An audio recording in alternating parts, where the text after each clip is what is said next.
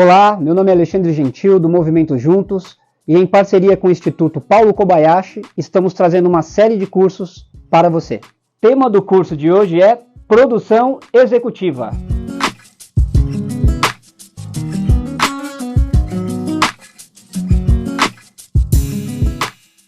O Movimento Juntos foi criado durante a pandemia para gerar emprego e renda para diversas pessoas que estavam ficando desempregadas.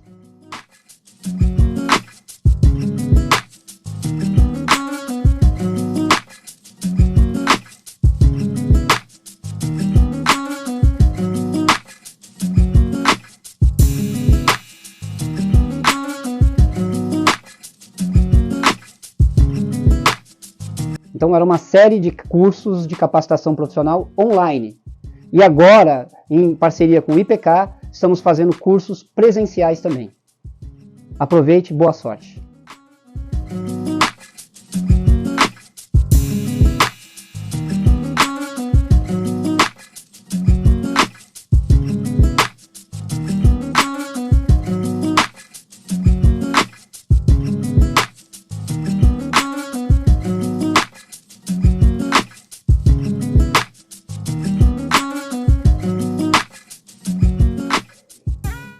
Meu nome é Cristiane, sou produtora executiva de teatro, de circo também.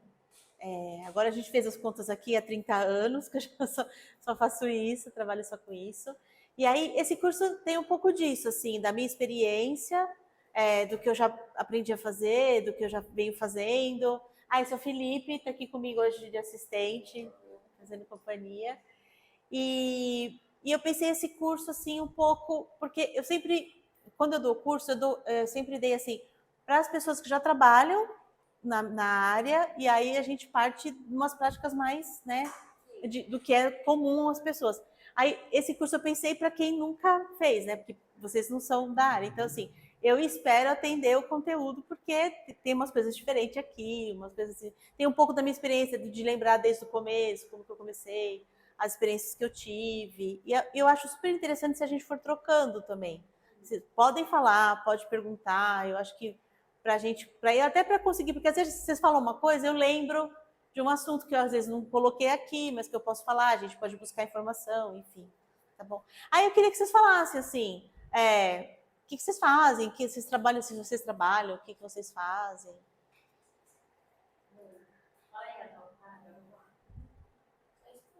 Você estuda?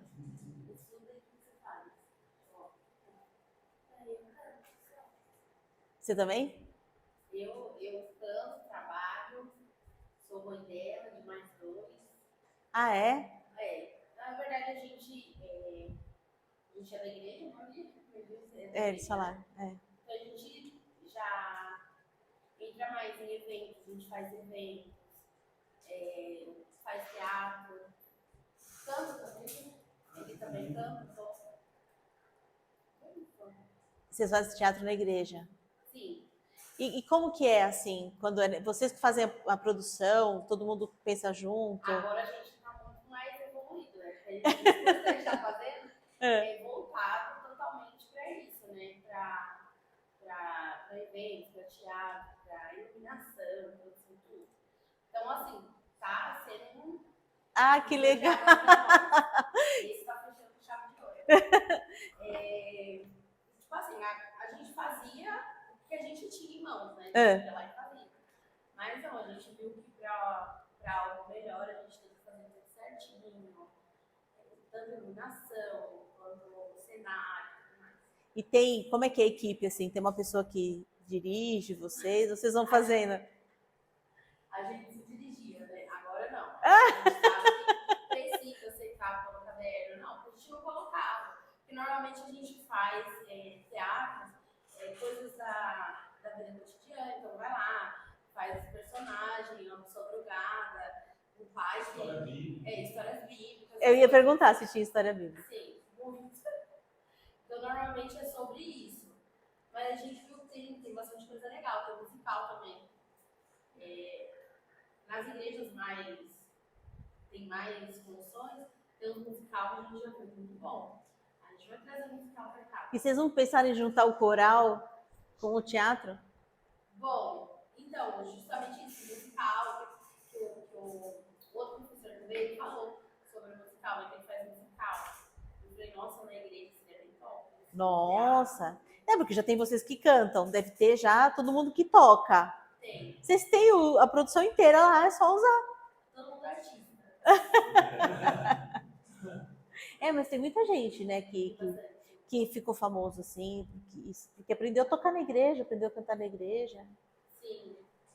Muito legal. Tem um pouco fake na nossa igreja, a maioria a gente já famoso, né? E ainda a gente está fazendo esses cursos que está na mente, né? Porque quando antes de nós fazer o curso, a gente não tinha noção.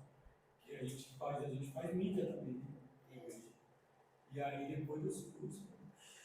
Melhorou Cenário, muito. questão de cenário também, a gente não tinha noção. A gente fazia tipo assim, Não pensava antes de fazer. tipo, a gente fazia muito sobre a volta de Jesus. Então, a gente fazia assim, Jesus entrando, as pessoas, quem ia pro céu, quem ia ir só. A gente não tinha uma noção. Hoje não, se vocês dão um cenário, a gente teve um curso com o pessoal da CNC, que ele já foi opção de teatro também.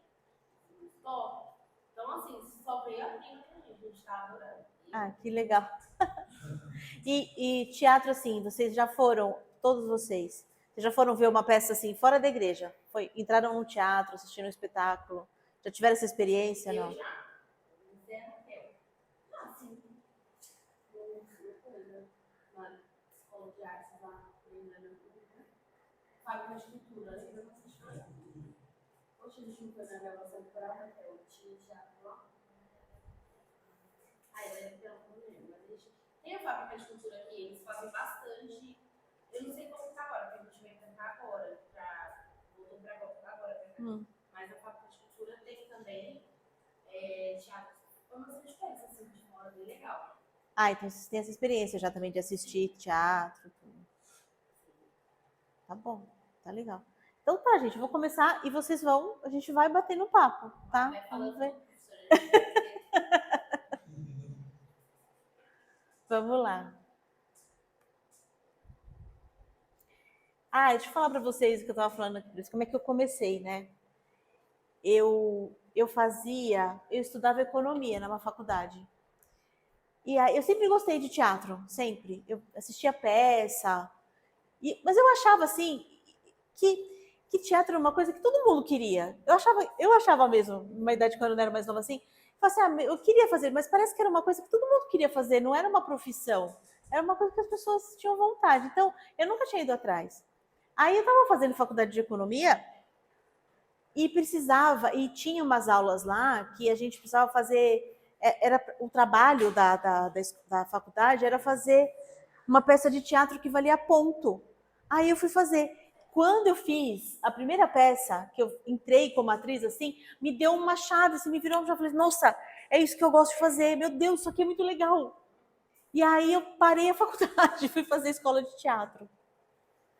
E aí eu comecei a fazer teatro e tal, me formei, atriz, e comecei a fazer peças. Só que aí eu entendi que o que eu gostava mesmo era da produção. Era disso que eu faço até hoje, assim. Porque eu estava em cena, assim, primeiro que eu não gostava de ensaiar, eu não gostava de repetir. E aí vocês devem saber esse universo, né, de ficar todo dia falando a mesma coisa. Para o ator, isso é uma coisa que ele gosta de fazer. Eu não gostava. Tipo, eu achava que, eu já ensaiei hoje, já aprendi o que eu tenho que falar, não preciso falar amanhã de novo. Eu posso já apresentar. E essa coisa de repetir, eu não conseguia. Não gostava das coisas. E aí eu estava em cena, às vezes, e ficava preocupada, assim, tipo, esse cenário precisa pintar aqui, que descascou. Esse botão desse figurino. Em cena, eu olhava assim, olha o figurino, precisa costurar esse botão direito, senão vai cair. Eu ficava preocupada com a produção. E aí eu fui, aos poucos, caindo para a produção, assim, fui deixando de ser atriz e passando a fazer só essas coisas. Organizar tudo, fazer pesquisa de material, tudo que envolve a produção de uma peça. Que faz um produtor, né?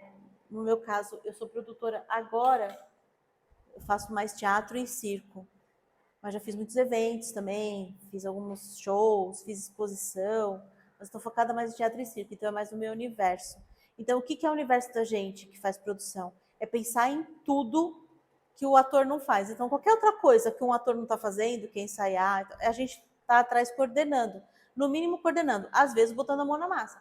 Quando, por exemplo, a produção é pequena, o produtor costura, faz cenário, fica ali. Eu já fiz muitas peças que chega perto da época de estrear e as coisas não estão prontas, a gente entra e fica com a cola quente fazendo as coisas, passa costura, faz tudo. Então, eu acho que a produção é isso, assim, é você ter uma noção do todo, porque você vai toda hora interferir nas coisas que estão acontecendo. Então, é desde o princípio, assim, o que a gente chama de pré-produção, por exemplo, que é você pensar a realização do espetáculo, ver o que precisa para ele acontecer, contratar as pessoas para isso, acertar os pagamentos, aí acompanhar, marcar os ensaios, sabe, controlar a agenda de ensaio, as necessidades que tem nos dias de ensaio, acompanhar o ensaio, o andamento dele, aí vai ter os ensaios gerais. Aí você está presente nos dias, porque tem uma bilheteria para fazer, tem que receber o público, tem que ver que hora que vai abrir o teatro, tem que ver que hora que vai sair todo mundo para fechar o teatro. E o depois também, que você já produziu um cenário, um figurino, você já tem um material, é saber para onde que vai isso, onde vai ser guardado, é saber se vai ter outro espetáculo, se esse espetáculo vai para outro lugar, então organizar esse outro lugar para receber o espetáculo, é pagar as pessoas todas que trabalharam, fazer uma prestação de contas de tudo que aconteceu, cuidar dos direitos também, porque esse trabalho envolve muito direito autoral, né? O direito de um texto que você usa, direito de imagem, os direitos das músicas que você vai usar. Então, isso tudo é a gente que cuida. As pessoas, tipo assim, os criadores, né, que a gente chama, os atores, o diretor, o cenógrafo, o figurinista, eles não estão preocupados com esses assuntos. Então, pode acontecer muito, assim, de tipo, alguém resolver, por exemplo, você contrata um diretor que quer uma música e ele não pensar que, por exemplo, essa música está protegida com direito autoral e que você precisa pagar por ela. Então, é a gente que está por dentro de tudo que vai dando os toques, que vai arrumando as coisas para não deixar de acontecer as coisas. Porque já aconteceu, por exemplo, tem o ECAD, que é um órgão que cuida dos direitos das músicas, de qualquer compositor. E já aconteceu de, tipo assim, eu estar em temporada e o fiscal do ECAD bater na porta lá do teatro para ver a trilha e perguntar se estava tudo pago e tudo. Então, esses órgãos, quando você está num lugar que é muito aberto ao público, está dando certo e tal, eles vão atrás, porque eles vão querer receber os direitos dos compositores, enfim. Então, é a gente que avisa essas pessoas de tudo que pode dar de complicação burocrática, está sempre muito por dentro de tudo isso, e de organizar tudo, e de ter as coisas acontecendo no horário, enfim. É uma coisa muito infinita, assim, porque o produtor, ele começa a trabalhar, quando já tem um projeto, ele começa a trabalhar 2, 3 meses antes para organizar tudo. E pensar em tudo que pode dar errado, e como você pode se antecipar, e depois não perder o controle e ir organizando aquilo até o fim. Porque também tem isso, tem muitas produções que parece que assim, acabou uma temporada, por exemplo, você está em cartaz lá em 2 meses em cartaz, acabou o projeto, parece que acabou tudo. Não, o produtor ele trabalha mais 1, 2 meses depois que acabou o projeto. Todo mundo já está em casa, já recebeu, você ainda está organizando o fim das contas e tudo, porque é com você mesmo o negócio. Então, essas são assim as práticas mais diárias, né? E aí, o que a gente tem nas artes cênicas, assim, né? A gente pode ser produtor de teatro, a gente pode ser produtor de circo. E o circo, a gente fala, tanto o circo que você vê a lona montada, né? Todo circo de lona tem um produtor. O circo, ele tem nomes específicos para as coisas, né? No circo, eles chamam o produtor de secretário. Mas é o cara que vai fazer tudo também. Que vai, por exemplo, no circo quando tem a lona montada, que vocês já entraram num circo, se você já for. Quando você vê, chega lá, o espetáculo está pronto. Esse secretário, que é o produtor executivo, ele foi antes procurar um terreno, ele levou um engenheiro para ver se cabia o circo dele lá.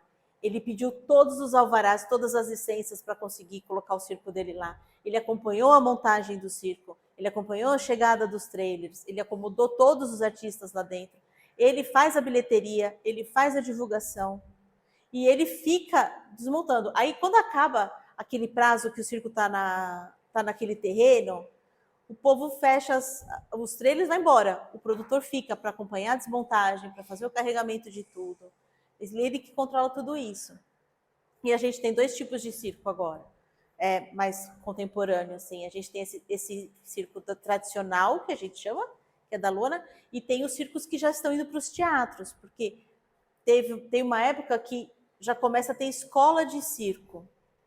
E aí as pessoas que vão fazer escola de circo não necessariamente são aquelas famílias de artistas de circo.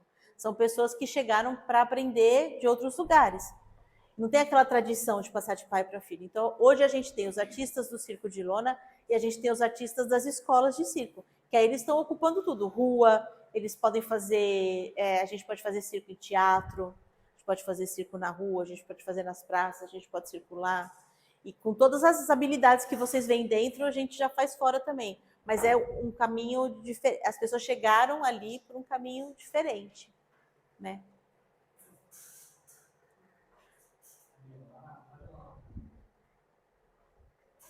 Como você chama mesmo? Sara. Sara. Então, por exemplo, na minha época, né, quando eu comecei a fazer, eu acabei fazendo curso de artes cênicas para me formar atriz, enfim, porque também não tinha, na minha época, cursos de produção, por exemplo, dessa profissão específica que fala desses assuntos, não tinha um curso montado, um curso pronto. Agora já tem, né? Tem várias faculdades, tem muita ação EAD, muita ação de tecnologia que dura 2 anos, e tem até pós-graduação de produção cultural. E aí, eu deixei aqui uns links que depois eu posso mandar para vocês, dessas faculdades que eu encontrei, assim. E que tem, assim, depois vocês podem entender, assim, nas grades, quer ver, por exemplo, vamos entrar aqui. Essa aqui, a Belas Artes, foi a que eu achei mais completa, assim, sabe? De práticas da produção, assim.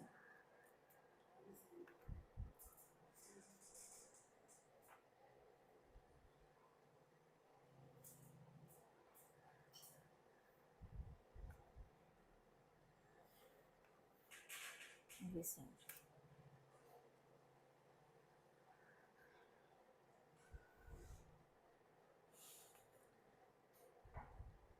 Ó, esse aqui, por exemplo, é tecnólogo, vão ser dois anos.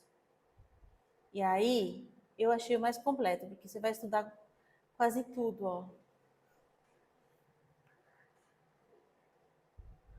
Ó, você tem coisas importantes, que, por exemplo, gestão de projetos culturais, história da arte, que é super importante pra gente, porque também, às vezes, a gente faz peça de época, como vocês na igreja. Então, a história da arte coloca a gente nesse lugar de entender o figurino daquela época. E você te coloca no lugar assim, às vezes um quadro que foi pintado na Idade Média já te dá uma noção do que é o figurino daquela época que você quer falar, né? As leis de incentivo, que é onde a gente consegue as formas de dinheiro, as estratégias de marketing, que hoje a gente está muito ligado à divulgação dos espetáculos, está muito ligado às redes sociais também, né? Enfim, ó, aqui deixa eu ver o outro módulo. Aí são as outras áreas também, porque artes cênicas, a gente tem o circo, tem o teatro, tem dança, tem música, e depois, nas artes visuais, a gente tem exposições. A gente pode trabalhar em qualquer uma dessas áreas.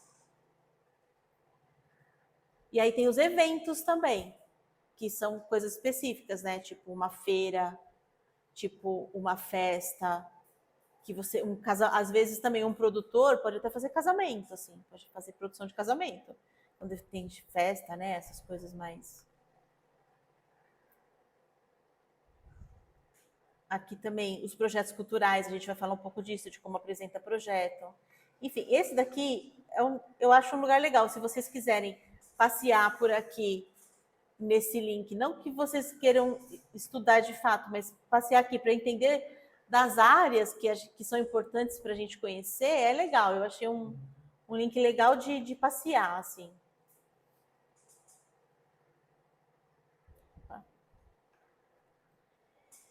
E aí, a pessoa da produção, o que acontece com a gente às vezes? Quando o espetáculo é pequeno, a produção é pequena, a gente vai acabar se metendo em tudo. Quanto maior for a produção, mais dividido vai ser a função. Então, você vai ter um produtor só para acompanhar o ensaio, depois ele vai fazer, talvez, na estreia, ele vai fazer só a administração da bilheteria. Você pode ter um produtor só para fazer orçamento e fazer as compras. Você pode ter um produtor só acompanhando o diretor do espetáculo para pegar as demandas dele. Você pode ter alguém só com o elenco. Você pode ter você, sendo o produtor, você pode atuar em várias áreas dentro de um espetáculo só. Tipo, musical é super quebrado. Tem um produtor para cada coisa. Tem um produtor de palco, tem um produtor que é administrador, tem o produtor que é mais burocracia, que ele está mais com os pagamentos.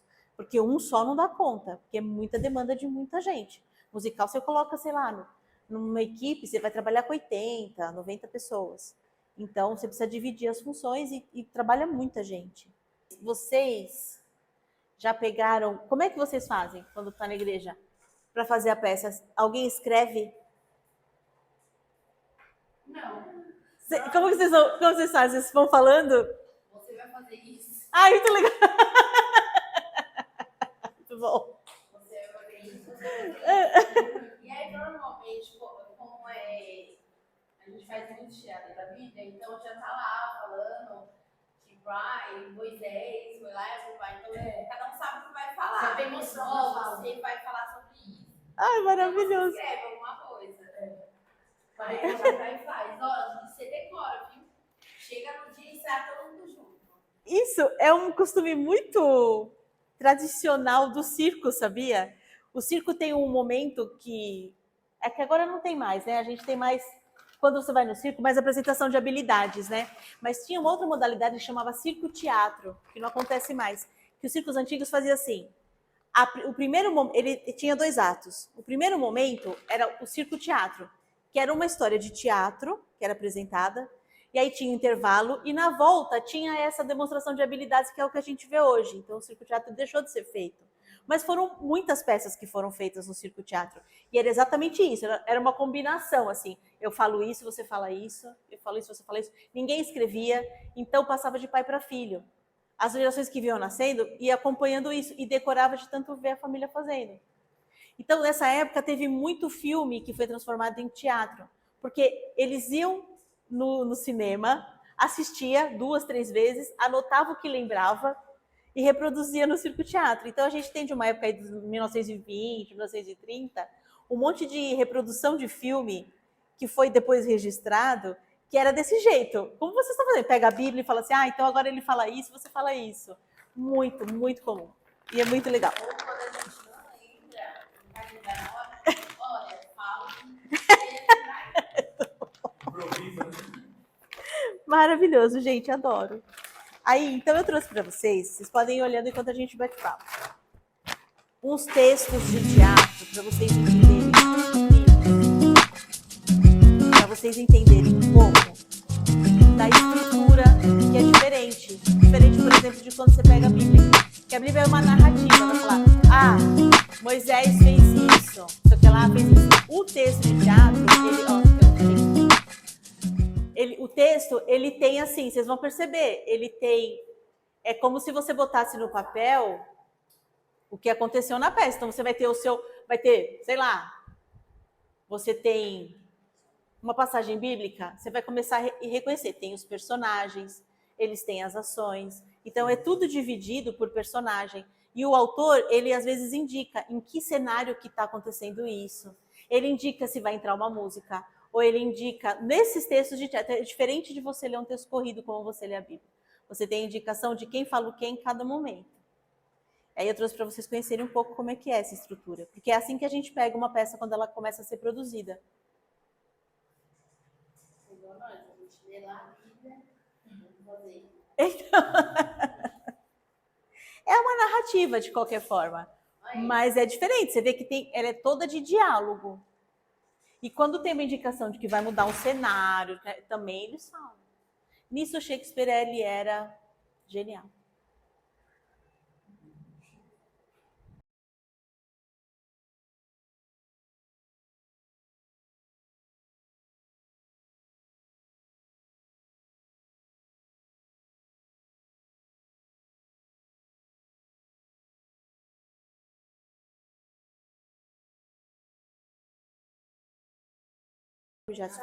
A Sara, por exemplo, vamos supor que fosse uma peça. A gente estava aqui conversando, Sara se levanta e vai buscar uma água.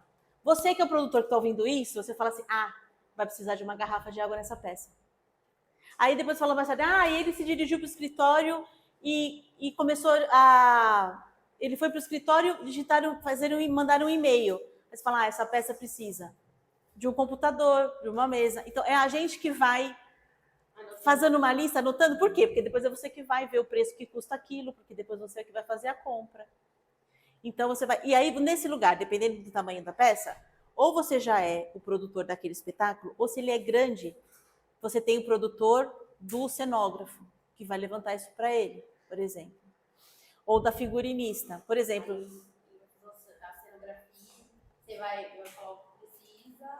Vou falar o que precisa para ele pensar, por exemplo, porque ele pode dar uma direção. Você vai ter uma peça que, por exemplo, o cenógrafo inventou que é tudo azul.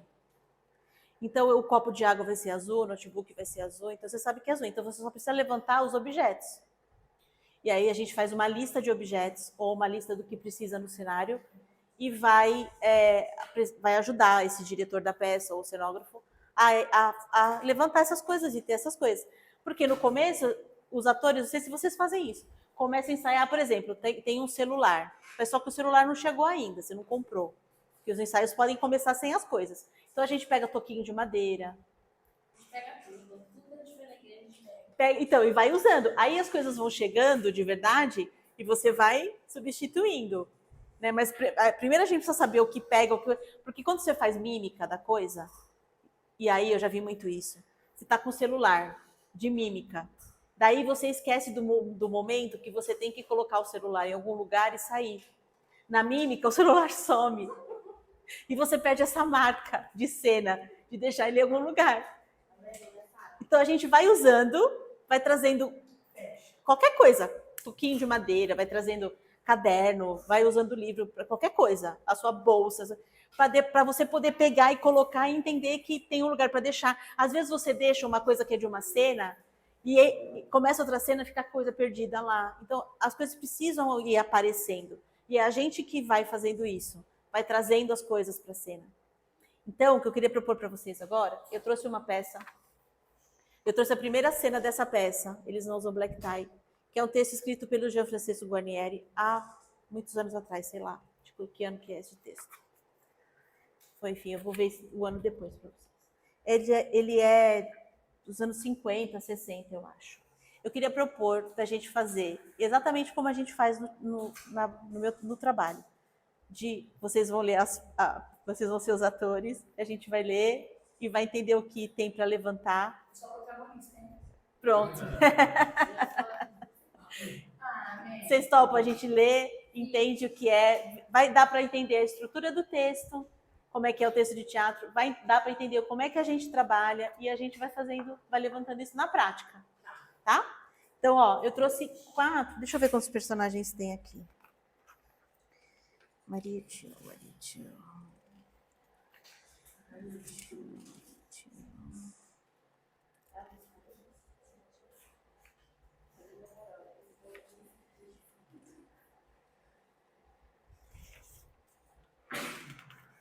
Ó, eu tenho 4 textos. Tem a Maria, pode ser a Sara. Maria, beijo, tá? A Raquel, eu te amo. Você quer ler o Tião, você lá atrás? É tudo. Ó, vai aparecer a Romana. Eu acho que você pode ler a Romana lá na frente. E tem o Chiquinho. Quem pode ler o Chiquinho? Você pode ler? Se aparecer mais alguém, eu leio aqui. Ó, a primeira página, queria mostrar para vocês como é que vem a divisão de personagens. Ah, tá aqui, ó, essa peça é de 1958. Aí, a primeira página é onde vem os personagens. Às vezes, a pessoa, o autor, já dá indicação de quantos anos a pessoa tem, de alguma característica dela psicológica, enfim. Outras vezes, não. Então, aqui a gente tem todo mundo que vai entrar na peça. Isso pode ficar com vocês, tá? Isso aí depois. Aí, a gente tem uma estrutura de texto que é dividida em atos. E cada ato é dividido em cenas. Então, cada ato pode ter várias cenas. Os atos geralmente têm intervalo. Então, você vai fazer uma peça, ela tem o primeiro ato, aí tem o intervalo, aí você sai, vai no banheiro, volta, tem o segundo ato. Como a gente faz o intervalo aqui da aula? Você vai sair e voltar. Isso aqui dentro do ato tem cena. E isso aqui ajuda o diretor a falar, hoje a gente vai ensaiar a primeira cena. E aí todo mundo sabe que tem um bloco, onde começa e onde termina. Então eu trouxe, aqui chama quadro, mas é a mesma coisa que cena.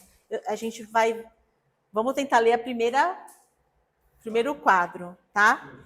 Aí vocês vão ver aqui, ó, que tem coisas entre parênteses, que são indicações. Isso a gente fica muito esperto, porque aqui pode falar, levantou um copo.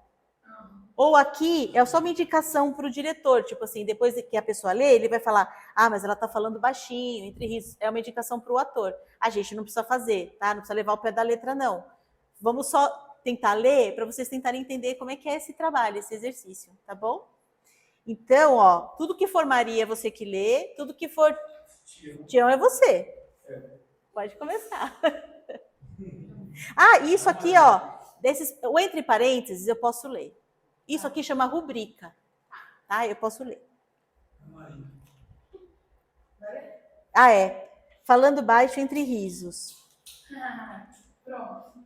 Lá se foi o sapato. Enterrei o pé na lama. Olha só como tá meu livro. Passa a mão pela roupa risonho, pra fora. Ei, Rubens, tocando na chuva estraga a viola. É um maluco tocando na chuva. Fala baixo, tu acorda o pessoal. Acorda não. É melhor a gente ir andando, é só um pedacinho. Para ficar enterrado na lama? Não, senhora. Vamos esperar. Estilo. Doutora Romana não vai achar ruim? Acendendo o lampião. Ó o lampião. Não sei por quê. Vamos embora, tia. Tá tarde. Mamãe não dorme enquanto eu não chego. Até que... Pausa, aponta a cadeira. Senta aqui. Maria obedece. Tião senta-se no chão junto dela. A viola continua. Pergunta. Sorrindo. Ô, demônio. Eu sei que tu não era nada. Bobagem. Namorador como tu é. Tudo passou. Pensa que eu não sei? Todas elas noiando. Tiãozinho pra cá, Tiãozinho pra lá. Abraçando. Mas eu roubei você pra mim. Todo ele. Fazendo bico. Fingido. Falada dengosa. Sei tudo tintim por tintim. Quando você morava na cidade, era o garoto mais sapeca do Flamengo. Namorava uma filhinha de papai que era vizinha dos seus padrinhos. E por causa dela, levou uma bronca deles. Viu como eu sei tudo? Muito bem. O que mais? Sei muito mais. Tu era um grande mentiroso. Dizia pra menininha que era estudante. Contava uma porção de vantagem até que um dia ela ia te pegando servindo de babá. Aí, quando tu viu ela, quis esconder o carrinho da criança atrás do murinho da praia. O garoto caiu, machucou a cabeça e tu levou uma bruta sua de seus padrinhos. E a menina não quis mais nada com você. É uma bela história, mas é também uma grande mentira. E eu nunca escondi de ninguém que era cria dos meus padrinhos, muito menos para aquela enjoada lá. Intrigado. Quem te contou tudo isso? Não digo. Tá bem, não pense que eu vou... E sem falar nas moças da fábrica de lã que tu namorou todas. E não esquecendo a Brigitte Bardot. que eu namorei 3 anos. É vencido. Quem te contou essa história? Não adianta, não digo. Chiquinho resmunga, remexe-se.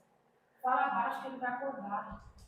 Chiquinho, nem contou da bomba. Quem te contou? Não digo. Tião abraçando-a e encostando no rosto dela. Diz sim. Fica quieto, tio. Teus pais acordam daqui a pouco. É melhor a gente ir. Quem te contou? Foi o jesuíta, pronto. Safadão. Deixa ele pra mim. E não vai fazer, diz que diz. Também gosto de tudo toda a vida. Tomara. Juro. Tomara sim. Se não gostar, eu vou ser a moça mais infeliz do mundo. Ainda mais agora. Vou te gostar sempre. Juventus continua tocando. O samba é dele, sabe? Eu disse, ainda mais agora. Eu sei. Um pouco sem jeito. Não, você tem que perguntar por quê. Por quê? Sem jeito. Porque sim. Num protesto. Ah, dengosa. Porque parece que nós vamos. Num berro. Um garoto. Psiu, seu maluco. Não, fala sério. Parece que sim. Mas não está certo, certo? O jeito dele é casar logo. Se tu quiser, eu fico feliz. Ora, se quero, marca o casamento amanhã mesmo. Precisa ficar noivo antes. Não dá, depois começa a aparecer.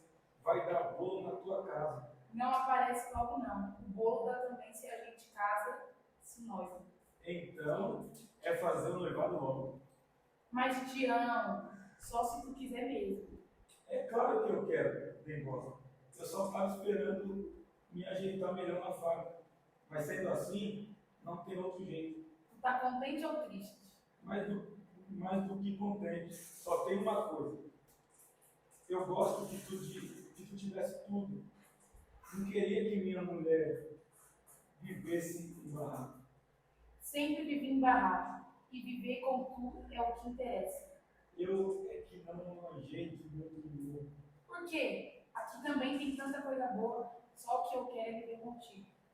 E vai viver festa de noivado daqui 10 dias, tá? Rindo feliz. Tá. Beijam-se. Dá um beijo. Beijam-se. A chuva já parou, vamos ir. Tião vai até a porta. Parou nada. Vem ver. Maria indo até a porta. É esquisito ele. Eu já vi ele assim, uma porção de vezes. Fica olhando o céu e parece não sentir nada. Não sente mesmo, tá todo molhado. E como faz samba ou danado?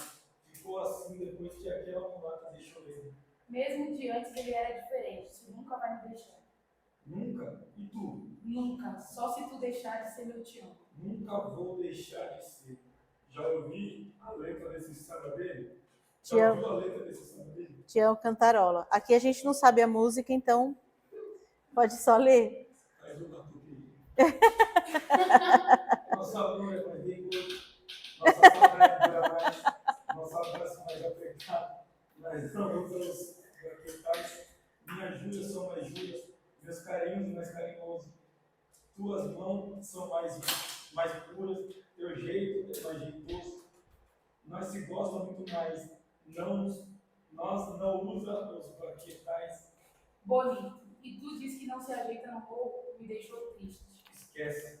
Quem é que a gente vai convidar pra festa? Chiquinho no pesadelo acordando. Vanessa, não senhora. Senta-se no chão assustadíssimo. O quê? Eu disse que acordava. Não foi nada. Dorme, Chiquinho. Vocês estão aí? Que chuva é essa, hein? Fala baixo, senão acorda sua mãe. Foram ao cinema? Fio de deserto. Que legal. Eu estava sonhando com escola de samba. Quem tá tocando? Juvencio.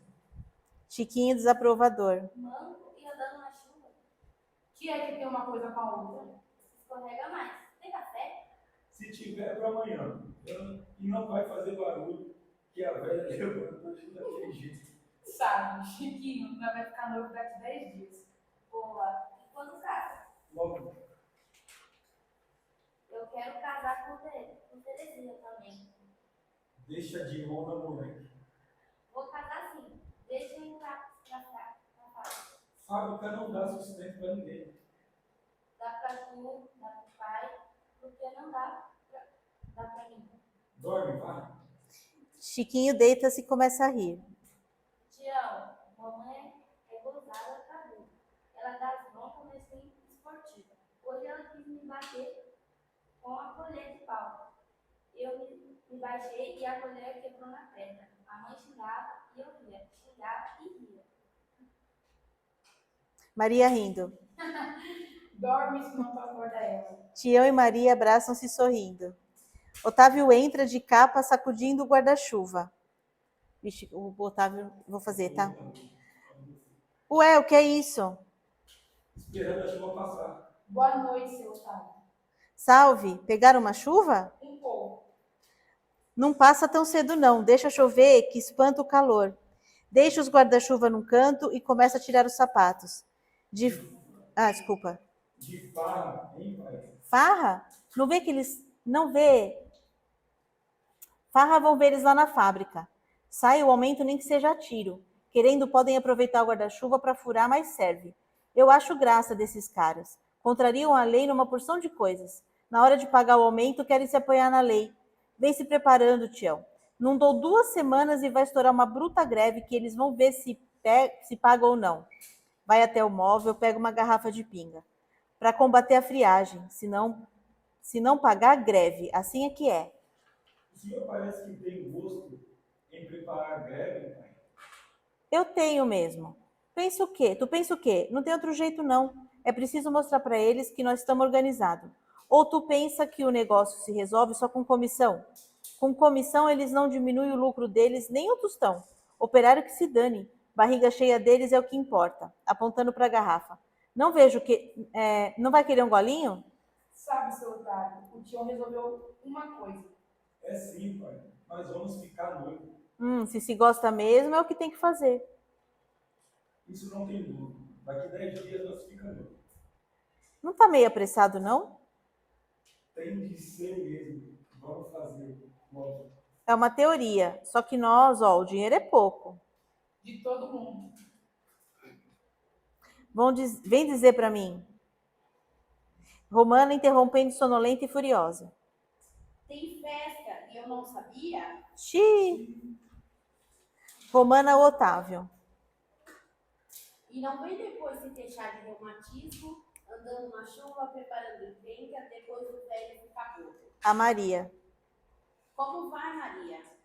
É melhor ir andando. Sua mãe daqui a pouco desentreva e vem te procurar. Calma, mulher, calma. Calma sim. Quem levanta daqui a pouco sou eu. Quem acorda vocês sou eu. Quem faz café sou eu. Caindo em si. Mas que gandaia é essa? A chuva, mãe. Paramos aqui por causa da chuva. Depois papai chegou e estamos conversando. Vão ficar noivo daqui 10 dias. Tá tudo louco. Não podia esperar até amanhã para falar dessa besteira? A Maria. Desculpa, minha filha. Não é contigo, não. Mas esses dois não pensam em nada. Chegam berrando e a Vera que se dane sem dormir. Lavando roupa, acordando antes para acordar eles. Quase berrando. Que noivado é esse? Resolvemos ficar noivo, mano. Daqui a 10 dias. É isso é hora de se marcar noivado? Furiosa Otávio. Tu tá falando em greve? Não me vem com confusão de novo, Otávio.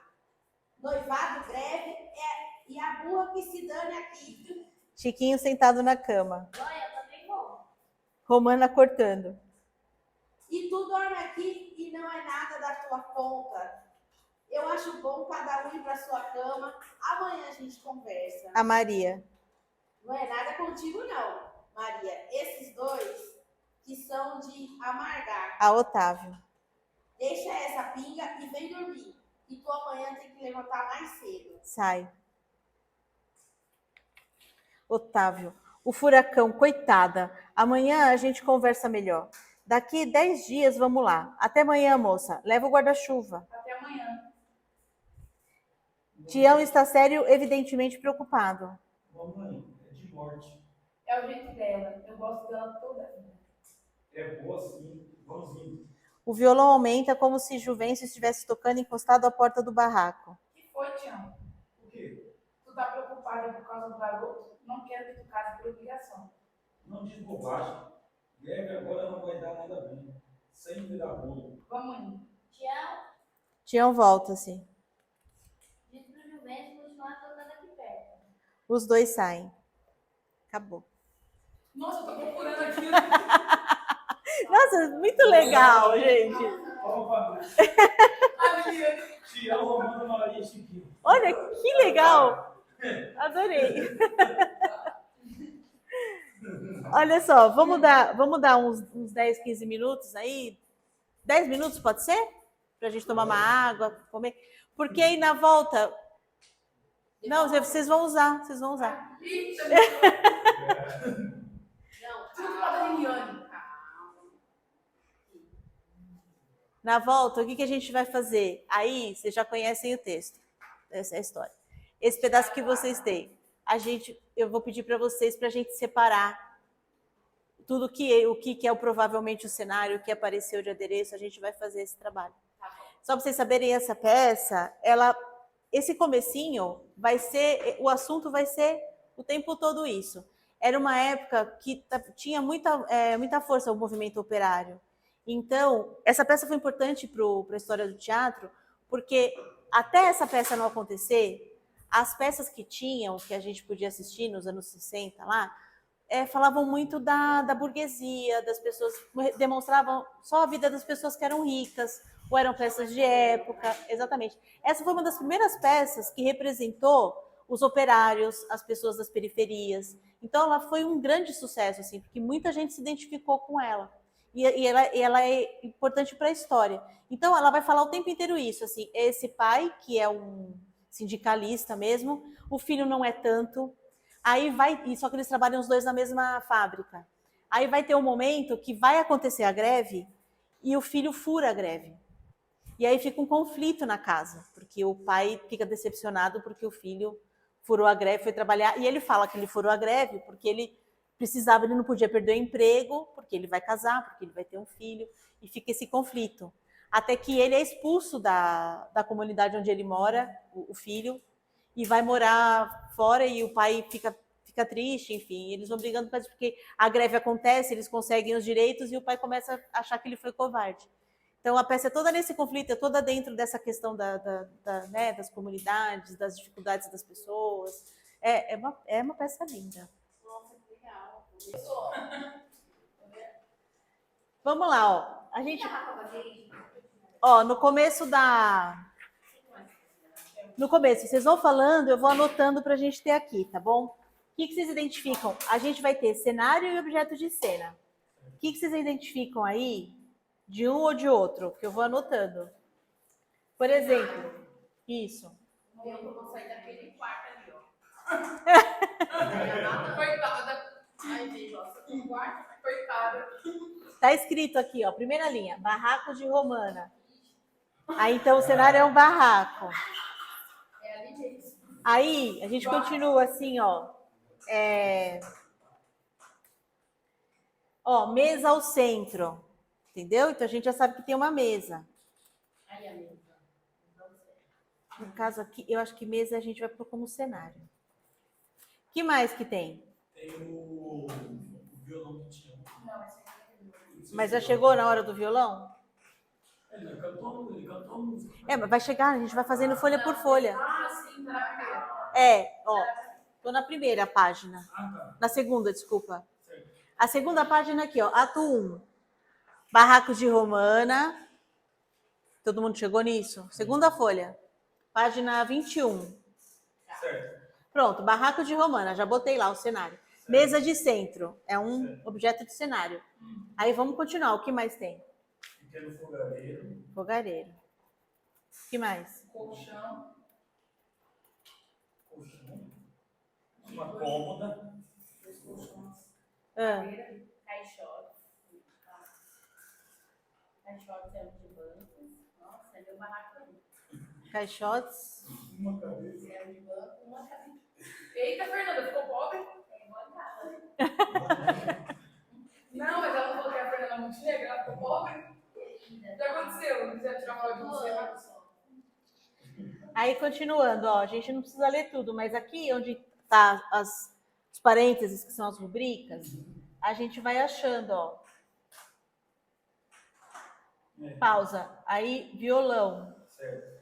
O violão, ele tá, ó, precisa entender isso. O violão que tá escrito aqui, ele tá do lado de fora da cena. Porque é como se tivesse esse Juvencio, ele não aparece na peça. Você só ouve ele tocar violão. Então, esse violão não aparece na cena. Isso é uma indicação de trilha sonora, né? A gente pode pensar isso em outro momento, mas é uma indicação de que precisa ter na trilha da peça, não o objeto, entendeu? Aí, seguindo. Aqui, ó, acendendo aqui, ó, na página 22, tá assim, Tião acendendo um lampião. Então, precisa ter lampião. O que mais? Não tem. A cadeira já falou.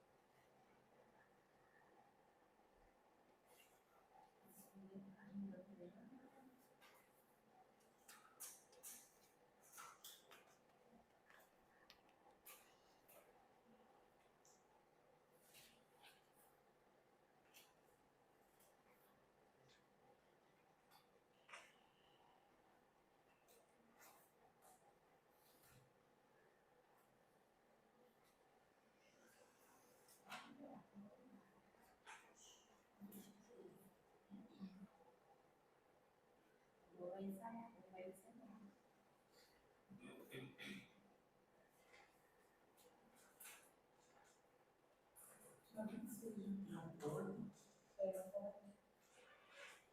Faz parte do guarda-chuva, Guarda-chuva, a capa, capa de chuva, Porta, porta. pode ser cenário. É, pode ser cenário.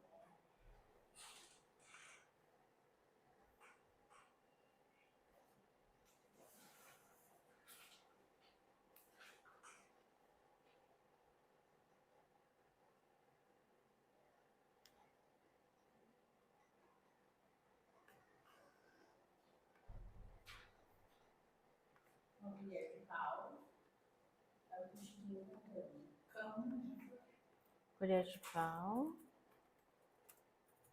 uma pedra, É verdade, né?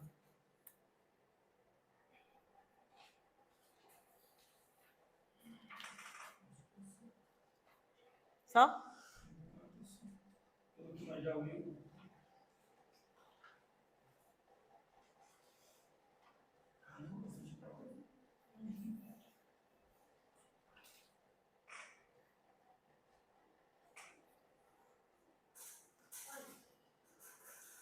uma garrafa de vinho, Ah, é verdade. Fala de copo, não, né?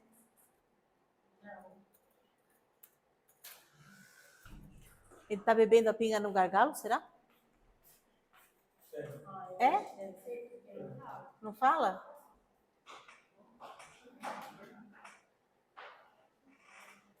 Então, essa cena é isso aqui.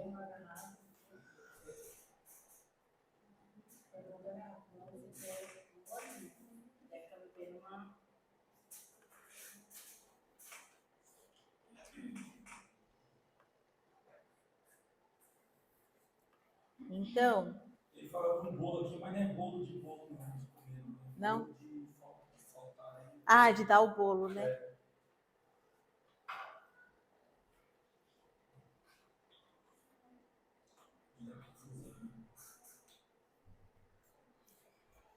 Então, vamos supor que a gente é produtor, está assistindo uma leitura, como vocês fizeram aqui. Aí a gente, enquanto está vendo os atores ler, está levantando isso. Isso aqui é material para a gente depois, para pensar se vai ser uma peça que vai levar ao pé da letra, como é na atualidade, realista e tudo, vai precisar de tudo isso.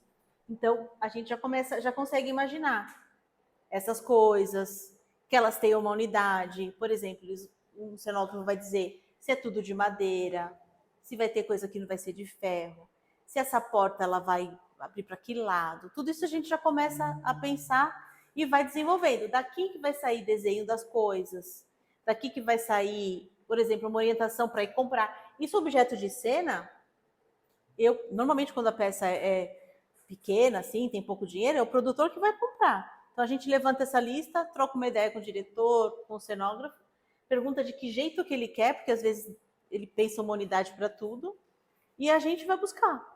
Ou vai comprar, ou vai conseguir, né? Às vezes arruma, é coisa de. Que nem aqui é tudo coisa de casa, né? Então, são coisas que você vai trazendo e tal. E essa é a primeira cena, hein? O negócio vai que vai. Mas essa peça, ela vai situar quase todas as situações que acontecem, vai ser nesse cenário, que é a casa da Romana e do Tião. Não, Tião é o filho, né? E o Otávio, isso. E deixa eu fazer uma pergunta. É. E o produtor, para poder saber tudo isso aí, ele vai ler o texto todo primeiro. A gente acompanha o ensaio. Aí ele, Você pode ler antes, claro, porque o texto chega para a pessoa antes, né? Aqui a gente está falando de um texto que já foi escrito há muito tempo e tal, mas tem texto que é moderno, tipo, que o autor, às vezes ele vai escrevendo junto com a peça, então ele entrega, cada noite ele entrega uma cena, por exemplo. conforme vai andando a história, ele vai entregando, e aí a gente fica de olho nisso, entendeu? Porque a gente não pode assistir uma leitura ou assistir um ensaio desfrutando, sabe? Porque você perde, você assiste conectada.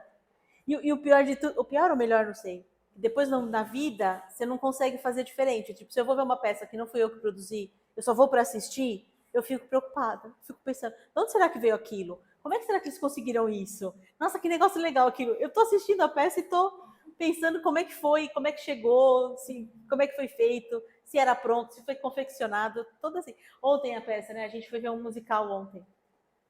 Tem umas velas, e tinha muitas velas, uns candelabros, que era uma coisa de uma época que não tinha iluminação a peça. E tem aquelas coisas que vende na Shopee, essas coisas dessas velas que parece uma vela de verdade, que fica.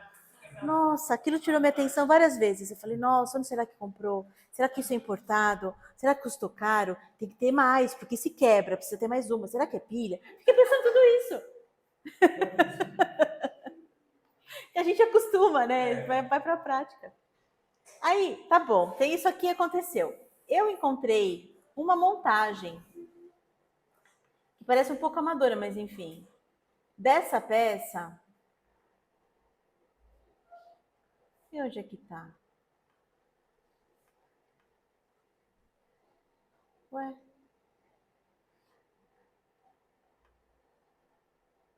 Ah, tá aqui. Eu encontrei essa peça montada, queria mostrar para vocês. Para a gente ver depois do processo o que vira. Ó. Esse é o black tie.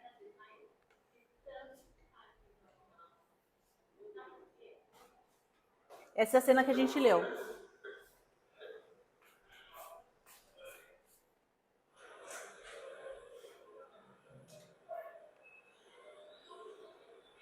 Ó, tá vendo? Tudo que a gente anotou, só que do jeito deles ali, ó. Tem a mesa, tem a pinga, tem tudo. Ó, o casal chegando. Tá dando pra ver? Ó o colchão. O Chiquinho tá ali, tá vendo? Tem colchão. E a Romana? Ela vai chegar. A gente exatamente tudo, mas só.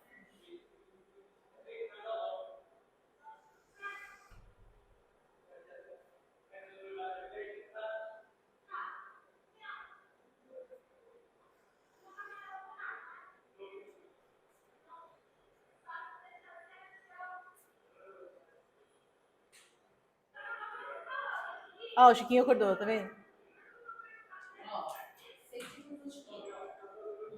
É. Tá dormindo também. Tinha que ser que minha mãe. Deixa eu ver que hora chega. Ah, o Tião já chegou aqui, peraí. Vamos ver se ele vem com a capa de chuva. Aí, ó. Guarda-chuva.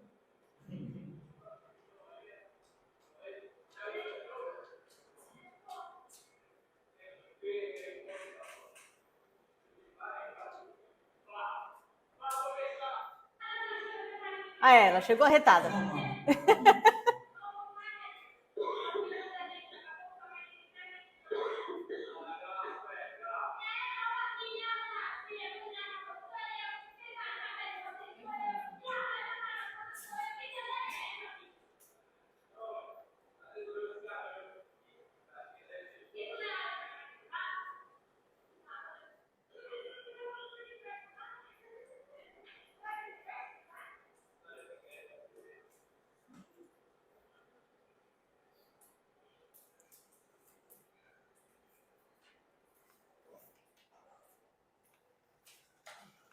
Então é isso. Um pouco tem o que a gente imagina, tem um pouco o que vira. Tem, claro, várias versões disso, né? Essa é uma opção realista, né? Que vai colocar no palco mais ou menos o que é uma casa de verdade. Tem outras opções também, de repente não colocar nada, de repente colocar menos coisa. Já vi também montagem que tem fundo, assim, né? Um fundo de casa com uma parede, um quadro, essas coisas, né?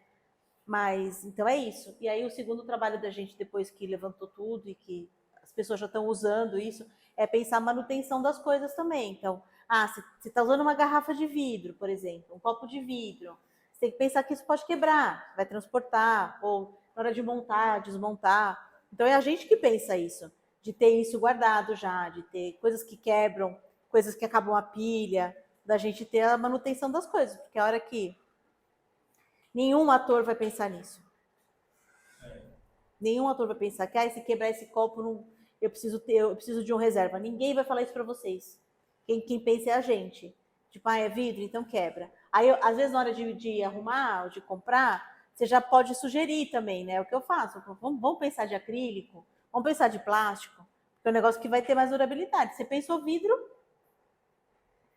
vai quebrar. Então são coisas assim também. Às vezes tem roupa, por exemplo, que a roupa do teatro não é igual a roupa da gente, né? Ela é diferente, então ela vai lavar menos. Você não pode ficar. Tem roupa, por exemplo, que tem tinta, que tem que é pintada, que tem, por exemplo, efeito de coisa roupa velha. Você faz esse efeito, né? O figurinista faz esse efeito na roupa. Então isso às vezes não pode lavar, porque você lava, você tira o efeito. Então você tem que deixar usar bastante para depois ir lavar. Tem coisa que você pode lavar a seco. Isso, meu, ator não vai saber nunca. Ele vai vestir e quando foi ver, estragou. Então a gente tem sempre que estar de olho nessas coisas. Por exemplo, eu trabalho com um grupo que eles têm isso muito natural, assim, de esconder coisa na roupa. Para tirar, sabe, como se fosse mágica. É um grupo de palhaços, então eles tiram coisas do nada, assim. Então toda a roupa deles, por mais natural que seja, sempre tem um bolso escondido, sempre tem uma coisa que eles vão guardar, sempre tem um buraquinho, não sei o que lá. Isso é muito específico. Às vezes parece que a roupa é normal, mas ela tá toda, que a gente chama de trucada, né? Tá toda trucada por dentro e às vezes as coisas que estão precisa de manutenção, precisa de, né? Isso é mágica, então você não pode reproduzir a mesma coisa, então você tem que ter mais de um truque, enfim. Essas coisas é a gente que pensa.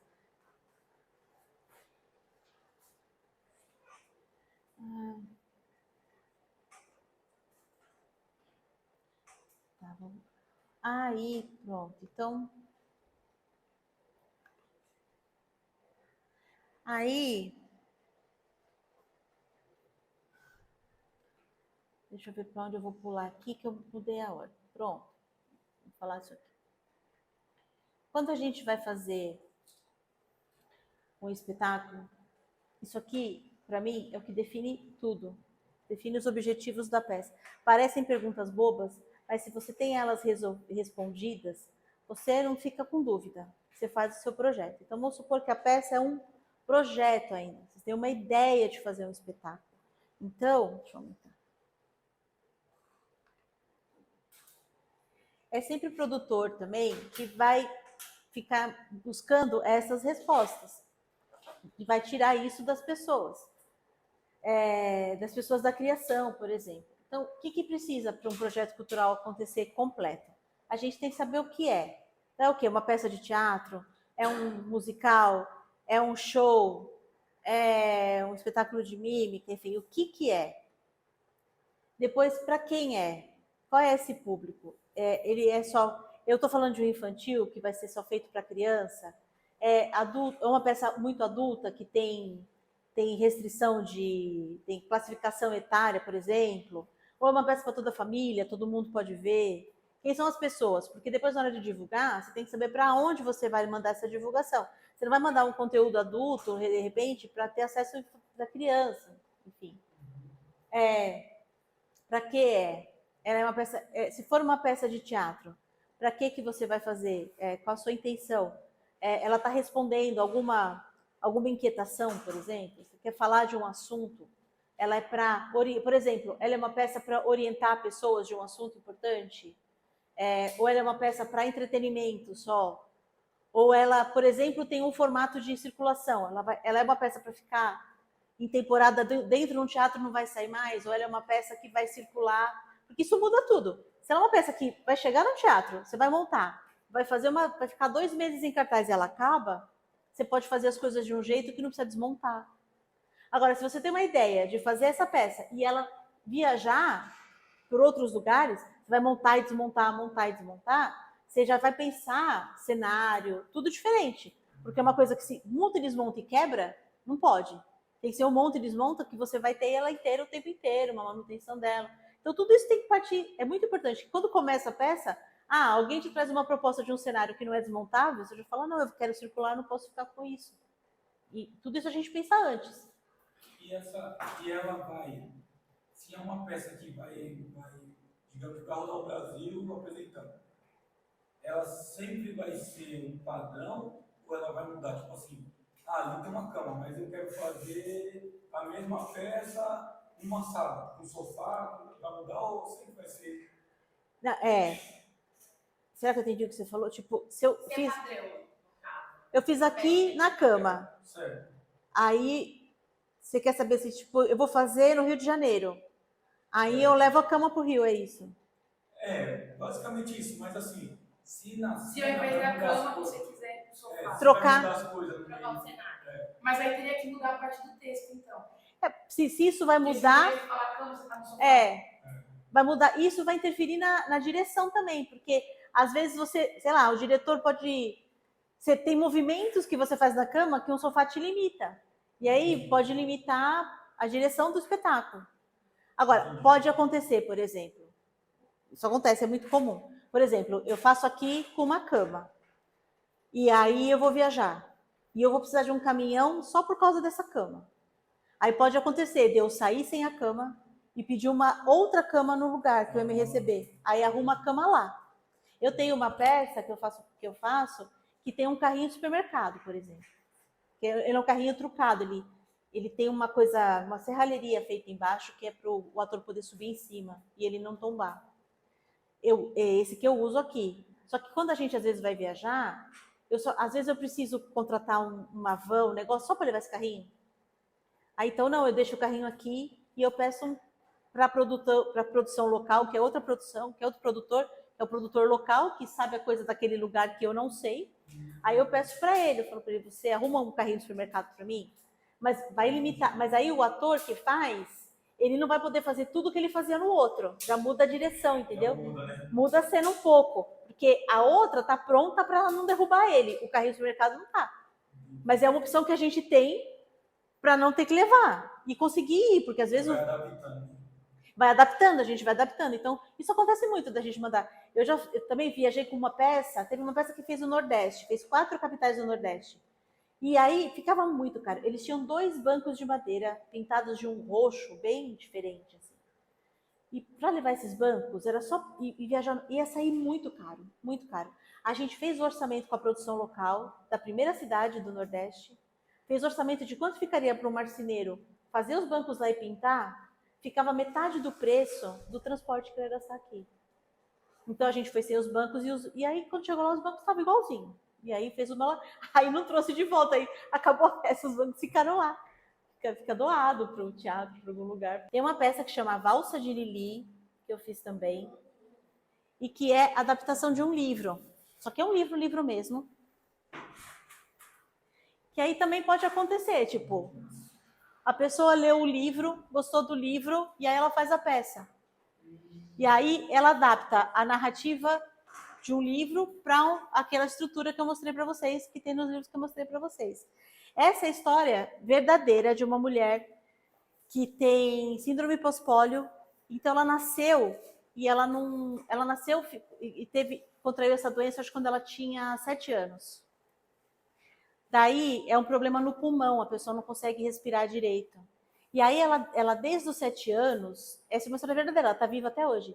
Desde os 7 anos, ela vive numa cama de hospital e ela não pode sentar, por causa da posição do pulmão, ela tem que viver deitada com um aparelho. Ela está com quase 50 anos e está sobrevivendo assim, vivendo deitada. E aí o livro tem as fotos dela. Ela morou quase 40 anos no Hospital das Clínicas. Ela morava dentro de um hospital. Ali ela aprendeu a ler, escrever, ela teve aula. Ela se formou. Hoje ela aprendeu artes plásticas, ela pinta quadro com a boca, porque ela não mexe o corpo. Ela é totalmente paralisada. Ela só mexe do pescoço para cima.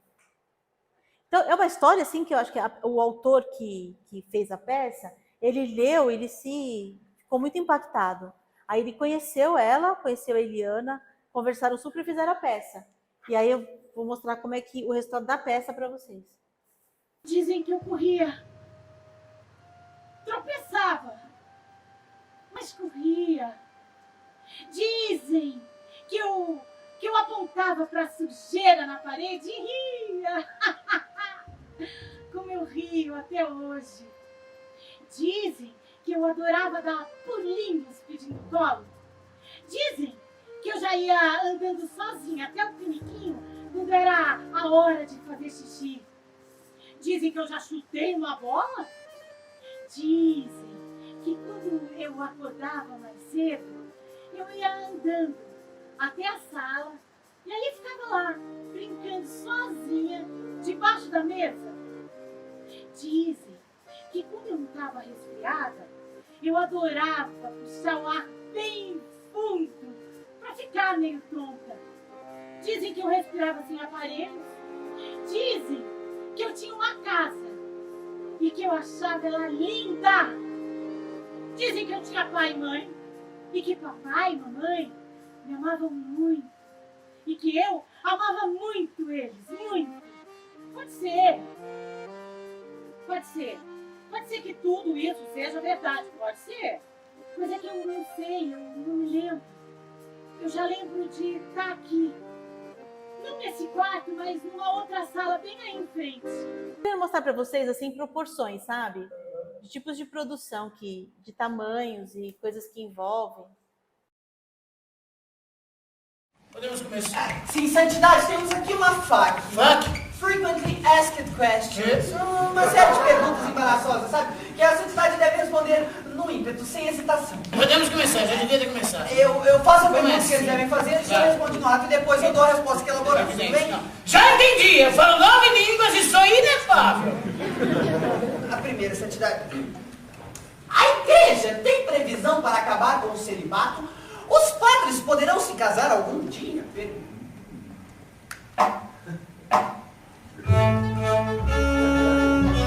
Os padres têm que cuidar de suas paróquias, acompanhar a vida de seus fiéis, têm que fazer orações. Não dá pra chegar em casa à noite e ficar aguentando uma mulher perguntando no seu ouvido como é que é o speech. Com o seu perdão, Santidade, a resposta é péssima. Os músicos gostaram. Porque estamos informados, Santidade. A resposta que a Santidade teria que dar é... Não! Este é um dogma da igreja que as feministas tentam derrubar. Pois fiquem sabendo vocês que a máquina de lavar fez muito mais pelas mulheres do que a pílula anticoncepcional. Vou decorar, direi na coletiva. Será publicado na revista Caras do mundo inteiro. Essa era uma peça que passava dentro do Vaticano. Então teve toda uma pesquisa de entender como é que era o Vaticano por dentro, a Capela Sistina. E aí a gente, toda uma pesquisa dessa coisa do protocolo do Papa, da guarda, aquela guarda colorida que faz a segurança do Vaticano, enfim. E aí ficou uma coisa muito grandiosa, né? Então era um chão que era todo... Era uma impressão digital no chão, impressão digital no teto, pendurava o Papa. Era enorme, enorme. Para viajar com ela era terrível. Essas são o teatro, tá?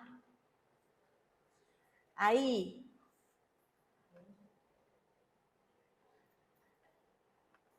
Queria também mostrar para vocês a diferença de uma produção de circo.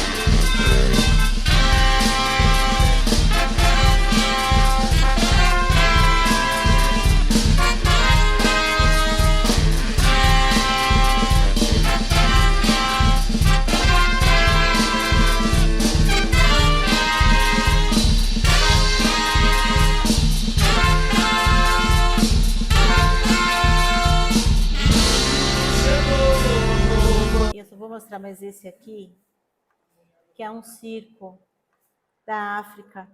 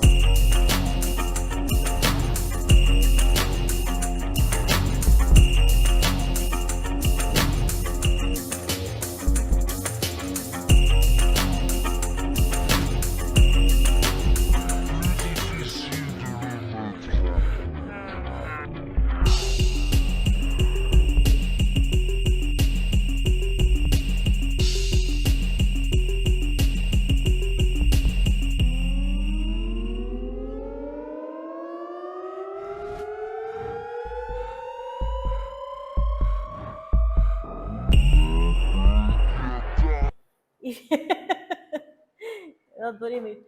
E aí era assim, o cenário era isso só. Então, eles chegavam com... A gente conversa tudo antes, faz reunião online para entender o que era, porque eu recebi esse vídeo e recebi um material desse de PowerPoint, assim, falando de todo de PDF, falando de tudo que eles precisavam, recebi em inglês, tudo que eles precisavam. Aí a gente foi traduzindo, mas não entendia direito. Aí a gente precisou de uma conversa lá, aí você põe um intérprete para falar, enfim, e vai entendendo o que eles precisam. Aí o cenário era isso. Eles trazem as garrafas vazias, vêm em malas, que eles embarcam no avião, e a gente tinha aqui só uma tatame. Porque aí o carpete que é de cima, eles que trazem também, eles trazem tudo. E aqui... e aí eles me pediram coisas específicas, assim. Eles pediram para eu ter um fisioterapeuta de plantão, porque é isso, eles ficam se aquecendo, mas sempre tem um que está se quebrando. Então, sempre precisava ter um fisioterapeuta, tinha muito aquecimento, tinha uma sala de ensaio para eles ficarem o dia inteiro se eles quisessem. E aí foram, acho que 2 dias de espetáculo, 3 dias de espetáculo no Sesc Pinheiros. E foi isso, assim, a gente cuidando de tudo, assim, do transfer, tipo, de quem é que... É a gente que põe as vans para buscar no aeroporto, para levar para o hotel, do hotel para o Sesc, todos os tralados, tudo que eles estavam... eles precisavam. Essa roupa, ele só tem uma. Figurino, só tem uma. E acaba o espetáculo, eles estão molhados, eles estragou a roupa completamente. Tinha que lavar todo dia. Eu tive que achar uma lavanderia que funcionasse no sábado de manhã, no domingo de manhã, porque eu pegava a roupa deles à noite, levava para a lavanderia, lavava, chegava no outro dia com a roupa limpa, eles sujavam de novo, a gente lavava de novo e fez assim até acabar. Na real, você vai mandar isso aqui pro cara, um projeto inteirinho, com tudo, todas as informações do espetáculo. Sabe o que o cara vai fazer? Ele vai fazer assim, até ele chegar aqui. Ele vai pular, que nem eu pulei agora, até ele chegar aqui. Aqui, na verdade. Aqui, plano de mídia, até ele chegar aqui. Se isso aqui interessar para ele, ele volta e lê o projeto. Se isso aqui não interessar, ele já dispensa. Então, a gente não consegue, a gente não tem acesso a isso. E o captador sabe. O captador sabe fazer esse cara ler o projeto inteiro, entendeu? E aí, Aí, o que você faz? O plano de mídia, tudo isso aqui já foi uma planilha, já tem um valor no seu orçamento, e é o que você está prometendo, onde a marca do cara vai entrar. Vai entrar em tudo isso aqui. Mas vai entrar em tudo isso aqui com qualquer dinheiro que eu der? Não. Aí a gente faz assim, é cota. Então, o projeto total, para eu fazer a valsa de Lili total, custava 370 mil. Aí o cara tem tudo isso aqui.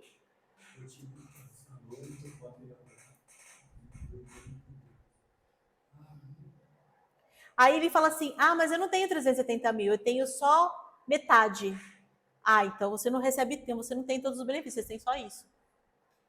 Aí ele fala, não, mas eu queria dar um pouco menos, eu tenho só metade da metade. Aí você diminui, entendeu? E isso aí é tudo produtor? A gente pensa isso junto com o captador. A gente pensa, essa coisa da divisão de cotas sempre aconteceu, tipo, uma cota mínima, uma cota máxima. Às vezes a empresa tem todo o dinheiro, às vezes não tem. Então ela vai se cotizando, né? Tipo assim, às vezes você tem um patrocínio, você precisa de 4 pessoas, 4 empresas patrocinando para dar o total do projeto. E aí você não pode oferecer tudo, porque se uma pessoa tem 1/4 do que você precisa, você não pode dar todos os benefícios, porque aí depois, como é que faz com quem vai dar mais? Então a gente divide nas cotas, aí as empresas vão olhando, falam, isso me interessa, isso aqui eu queria ter, isso aqui é interessante para mim. Tem empresa que, por exemplo, quer investir em projeto social, então interessa para ela que você leve o projeto para uma ONG, para uma coisa assim. Tem empresa que quer dar convite para cliente, e aí interessa que você esteja no teatro chique, bom, para ela fazer a média dela, entendeu? Tem empresa que gosta mais de saber se ela pode fazer links, a Petrobras, que está aberto agora o edital, ela deixa claro, ela quer saber se ela pode usar suas redes sociais para divulgar a Petrobras. Interessa isso para ela, de se divulgar pelas redes sociais dos outros, entendeu? Ser uma coisa institucional. Então, cada um vai buscar que mais interessa para ele. Aí ele para e presta atenção. Aí depois ele vai ver, é uma peça solo, é de uma mulher que está viva aqui, não sei o que lá. Aí depois ele vai ver isso. Que é o principal. Né? Pra gente, né? A história, né? O conteúdo, né? Sim, que é o nosso sonho, né? Que é o que a gente... Porque aí tudo isso aqui, ó, que a gente escreve, que a gente... Então é isso, o captador é isso. A gente... E é muito importante essa profissão, porque... Eu acho, né? Porque se deixar... por exemplo, a Débora, que é a atriz, ela já falou pra mim, ela falou, se você arrumar um patrocinador, eu vou na reunião, eu converso com o cara. Porque ela é um pouco conhecida, ela faz cinema, tudo, e é importante ela tá. Só que eu sei que ela vai falar o quê? Ela vai querer contar a história da Lili, ela vai querer contar a história do livro, ela vai falar como é que foi a montagem, ela vai querer seduzir o cara pela arte. E o cara vai estar ansioso ali para saber. Então é melhor ter um captador que vai ouvir a Débora, vai entender o que é a peça e vai levar para o patrocinador o que interessa mais do que a Débora falou. Perfeito. Só que não acontece, tá? Ele sabe certinho o que o camarada quer. Sabe. Isso é legal. Agora, essa peça, por exemplo, a gente ficou 2 anos com ela no PROAC, ICMS, não captou. Não teve ninguém para dar o dinheiro. E o PROAC só dura 2 anos. Você escreveu o projeto, ele dura o ano da aprovação e o ano seguinte. Acabou. Agora, se eu quiser, eu tenho que fazer outra. Então, é um desgaste, assim, é bem afunilado, assim, você chegar no patrocínio.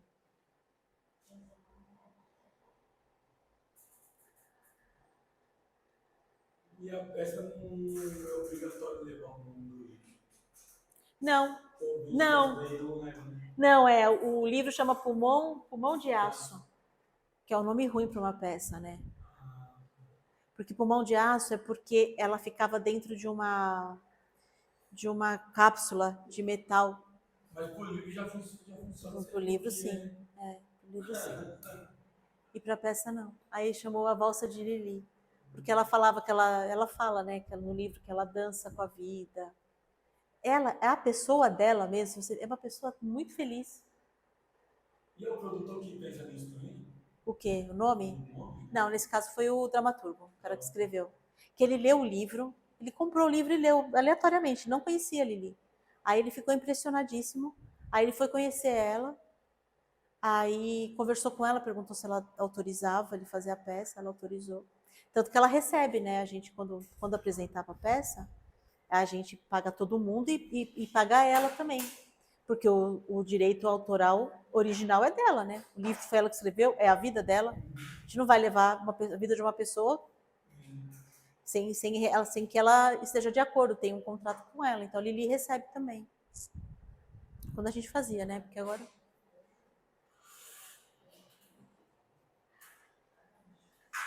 Que mais, gente, que eu vou falar? Vou aqui, vou finalizar aqui com os... Acho que eu falei tudo, né? Aqui no orçamento... tem uma coisa aqui no orçamento que eu acho que eu posso complementar. Eu acho que, não sei se vocês já ouviram em outras aulas, como é que é a prestação de contas. A gente não ouviu falar do tempo. Então tá. Eu vou até mostrar uma planilha. Vou fazer melhor, peraí. Vou mostrar na prática para vocês.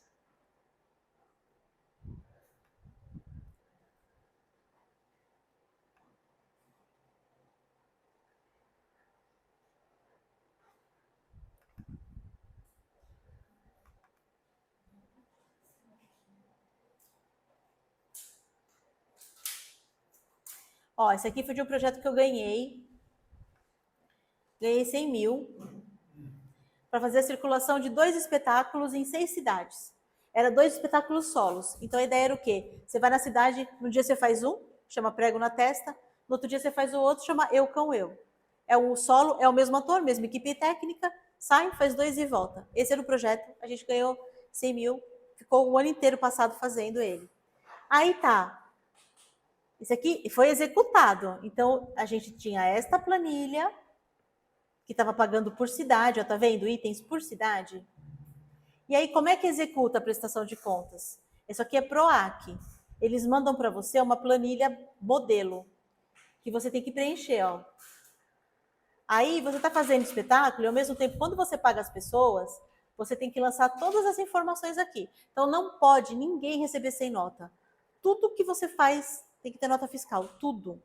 Se você compra um lanchinho, se você vai almoçar, se você pega um táxi, um Uber, tudo tem que ter nota. Por quê? As pessoas vão te entregar isso, ou até foi você que fez a despesa, e você vai lançar aqui, ó. Você tem que lançar a data da nota, o nome da empresa que recebeu o dinheiro, o CNPJ da empresa, qual foi. Aí isso aqui é exatamente o nome que você deu no orçamento original, ó. Aqui, produção executiva. Eu vou olhar aqui e vou dizer, eu vou vir aqui no original. Vou pagar a produtora executiva. Aí você vem aqui e coloca o número da nota fiscal, o dia que a nota fiscal foi emitida.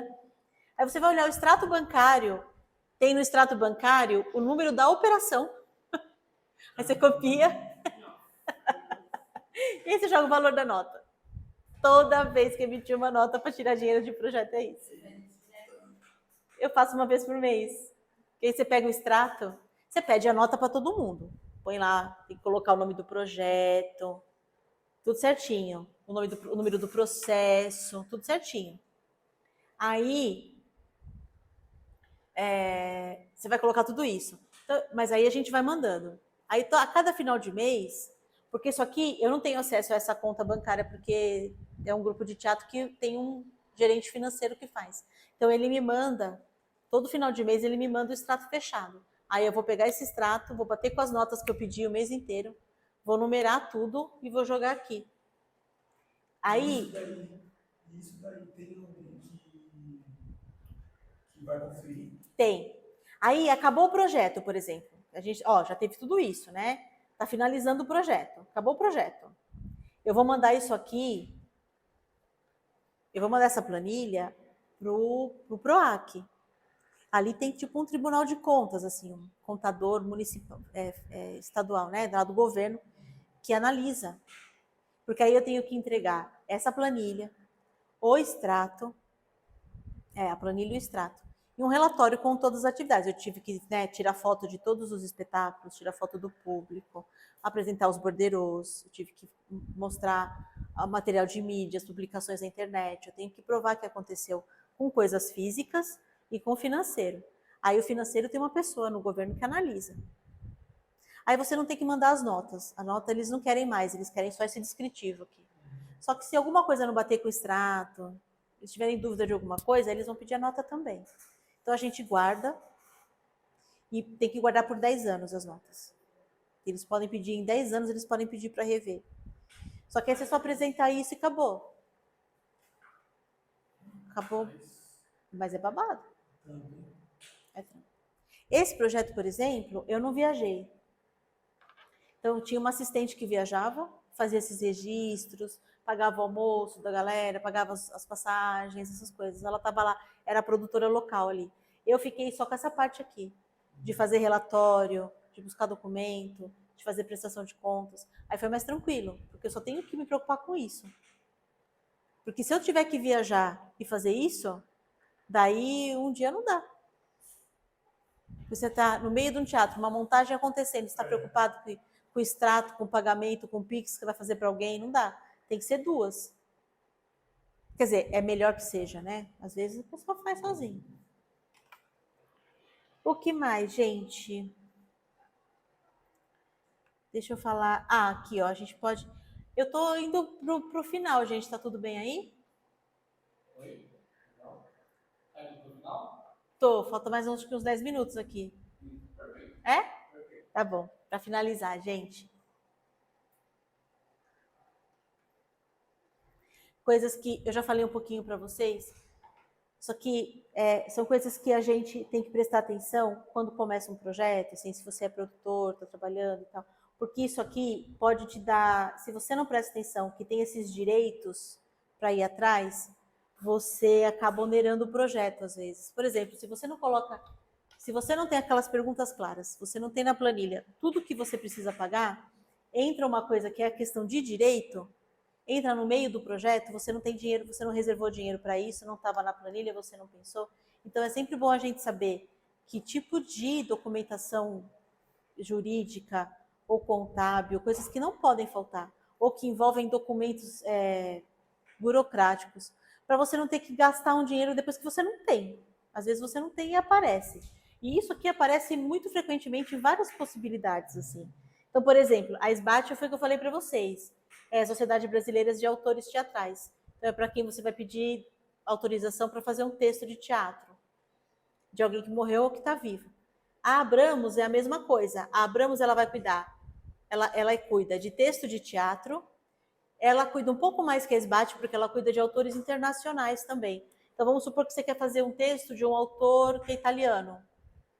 Aí, a SBAT não vai fazer essa negociação para você. Na Abramos tem as pessoas que falam outras línguas, que vão conversar lá, que vão fazer contratos em inglês, que vão negociar taxas, que você vai pagar também os pagamentos. Eu acho que eu não coloquei aqui de pagamento, né? Pagamento internacional é uma coisa muito complexa. E aí a Abramos, ela vai intermediar isso para você. Vai te cobrar uma taxa, só que ela vai fazer tudo direitinho, porque você vai mandar com câmbio. Às vezes, se é na Itália, eles vão te cobrar em euro. Aí você tem toda uma regra do câmbio do dia, das taxas que envolvem esse câmbio. Então, a Abrams vai fazer os internacionais também. E música também. O ECAD é só de música. É aquela história que eu falei para vocês, das músicas que são compostas, dos direitos. Às vezes tem compositor também que fez uma... um cara fez uma música para a peça de vocês, da igreja. O cara fez a música para vocês. Aí você fala assim, tá, então vamos te pagar por você ter composto a música.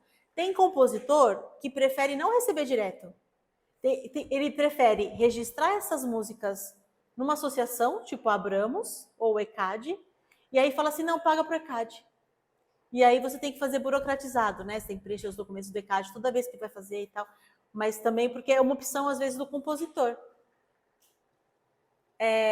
O SATED, que é o Sindicato dos Artistas, que também ele fala, quando você tem algum problema, assim, é mais com televisão o SATED, mas ele tem uma tabela ali de tetos de pagamentos para todos os tipos de função, ele tem um departamento jurídico e analisa contrato. Então, quando é cinema, televisão, ele trabalha mais. Com teatro, a gente não tem muito esses problemas, mas tem o sindicato de artista que vai atuar para resolver alguma questão ou outra se precisar. Aí tem a ART. A ART é aquilo que eu falei para vocês, do cara que subiu em altura. Isso é mais para circo, assim. Uma pessoa, ela não pode... Geralmente em lugares assim, Sesc, alguns teatros privados, você não pode submeter um artista de circo a mais de 3 metros de altura sem um atestado do engenheiro de segurança. E o atestado chama ART. Então, o engenheiro, ele tem que... Antes de você subir no aparelho, em qualquer lugar, ele tem que ir lá, olhar a estabilidade do solo, olhar a estabilidade do aparelho e dizer, tá bom, esse cara pode subir nesse aparelho aqui. Aí ele vai dar uma ART para o local. Então, eu vou fazer Sesc Pinheiros, o cara tem que falar, o seu aparelho é seguro para o piso do teatro do Sesc Pinheiros. E aí você paga e recebe esse ART, e o Sesc fica protegido. Se algum acidente acontecer com esse cara, ele não vai acionar o Sesc. É responsabilidade do engenheiro que assinou o laudo. Então, é para isso que eles pedem. O Sesc pede um pouco para se respaldar, porque acidente no circo acontece muitas vezes. Aí depois tem a NR35, que é assim. Esse cara que vai subir nessa altura mais de 3 metros, ele tem que ter essa NR35 que dá autorização para ele subir em altura. Então, não pode ter mais artista de circo que monta seu aparelho e sobe. Ele tem que ter feito um curso de NR35 para poder subir. Aí, o que acontece? Quando a gente não sabe dessas coisas, e chega o dia do espetáculo e eles pedem isso, você não tem, aí você não sabe que tinha que ter, você não, pode até nem ter espetáculo. Pode ter lugar que fala para você, então você não vai fazer. Pode até ser cancelado. Pode ser. E aí, quando você está falando de trabalho estrangeiro, aí são muitas coisas, né? Para além do visto. Mas, por exemplo, aqui no Brasil, no caso desse espetáculo que veio do pessoal africano, eles estavam morando na França. O cidadão francês, ele não precisa de visto para entrar no Brasil. Ele entra normalmente. O cidadão africano precisa. É a regra do Brasil. Então, mesmo que eles estivessem morando na França, eles tinham passaporte africano. Eles não puderam entrar aqui no Brasil sem visto. Aí, eles do consulado da Guiné, na França, eles tiveram que acionar o governo o consulado do Brasil na Guiné para mandar autorização para eles entrarem aqui. Foi um sacrifício. É um vai e vem de passaporte. Aí chega um documento. Aí, o consulado da Guiné, na França, carimba. Não, o consulado do Brasil carimba no passaporte deles. Carimba que eles estão autorizados, porque a gente teve que informar, o SESC teve que informar que eles vinham para um trabalho, que eles iam ficar de tal dia, que era um festival internacional, não sei o que lá. Aí eles autorizam, aí eles têm que vir, chegar no dia que falou e sair no dia que falou. E aí a gente fica controlando daqui, controlando tudo que está acontecendo, para ver se dá tempo, porque se atrasa, eles perdem o dia do voo. Então tem que ser muito cronometradinho assim, tem que dar muito certinho. E aí eles pagaram, isso paga. Eles pagaram lá, adiantado, e a gente não mandou dinheiro para lá. Então o produtor falou para mim, não, eu vou pagar aqui, quando eu chegar no Brasil você me dá. Aí quando ele chegou aqui, eu tive que fazer câmbio de euro e dar os euros na mão dele, porque ele tinha pagado lá. E, nossa, eu morro de medo de andar com dinheiro. Nossa, pagar em dinheiro, combinou de pagar em dinheiro, eu fiquei apavorada. Quase que eu levei ele na casa de câmbio comigo, para eu não sair com dinheiro. Ah, e tem a última coisa, a OMB, mas isso aqui não tem mais obrigação. Antes existia uma associação que cuidava dos músicos, porque o ECAD cuida dos compositores, essencialmente, quem compõe música. A OMB é a Associação Brasileira de Músicos. Ela existe e, por um tempo, ela começou a exigir que o SESC, as outras entidades, pedissem para os músicos se associarem a ela para ela liberar. Aí os músicos se revoltaram, brigaram, não sei o que lá, então agora não precisa mais. Mas só para saber que tinha isso também. E é isso, gente. Tem alguma coisa que vocês querem saber? Fala aí. Fala aí. G. O que eu queria saber da pergunta não. Acabou de falar agora.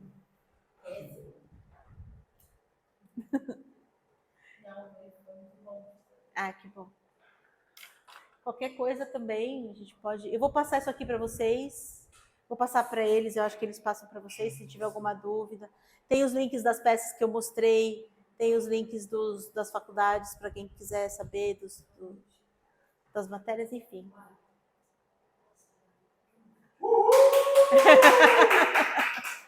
Que bom, obrigada, gente. Obrigada, vocês foram ótimos, adorei. Espera só um minuto.